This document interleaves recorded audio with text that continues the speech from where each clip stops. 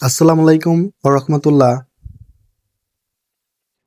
আমার চ্যানেলের নাম জিহাদ কন্টেন্ট ক্রিয়েটর।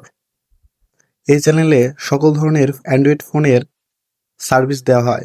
সকল ধরনের সমস্যা সলভ করা হয়। তো আমাদের এক ভাই কমেন্টে বলেছেন যে আমরা ওয়াইফাই এর 2টি লাইন তৈরি করব কিভাবে? তো আমি আপনাকে দেখিয়ে দিচ্ছি। প্রথমে আমরা গুগল কমে ঢুকবো।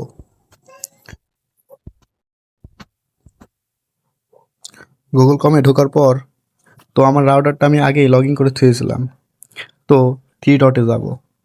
তারপর ওয়্যারলেস সেটিংয়ে যাব। তারপর মিট সাইট অ্যান্ড পাসওয়ার্ডে যাব। এখানে যাওয়ার পর এটা ডিসেবল থাকবে, আমরা এনেবল করে দেব। এনেবল করে দেওয়ার পর এখানে একটা টেন্ডার রাউটারের নাম থাকবে, তো আমরা কেটে এখানে নিজের মতো নাম দিতে পারি।